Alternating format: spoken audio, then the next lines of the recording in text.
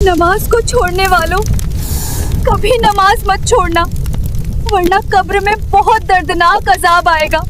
एक छोटे से गांव में एक औरत रहती थी। अल्लाह ने उसे हर तरह की नेमतें दे रखी थी। घर में किसी चीज की कमी नहीं थी। खाने पीने की भरपूर सुविधा थी, कपड़े अच्छे थे और जिंदगी आराम से चल रही थी। लेकिन उन सब के बावजूद वह औरत अल्लाह की इबादत से बहुत दूर थी।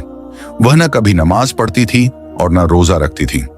जब रमजान का महीना आता और गांव की औरतें उसे रोजा रखने की नसीहत करती तो वह हंसकर जवाब देती, क्या मेरे घर में खाने के लिए चावल नहीं है जो मैं रोजा रखूं?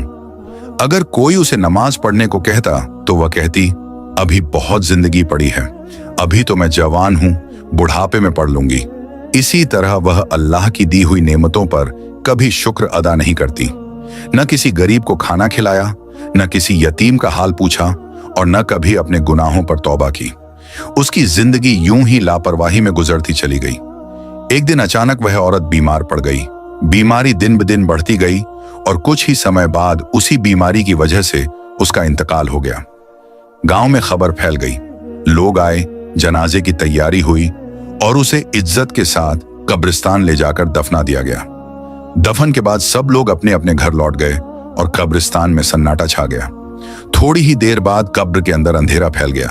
तभी दो फरिश्ते आए। उनकी आवाज सख्त थी। उन्होंने सवाल करने शुरू किए, तेरा रब कौन है? तेरा दीन क्या है? तेरे नबी कौन है? औरत का चेहरा डर से पीला पड़ गया। उसके माथे से पसीना बहने लगा।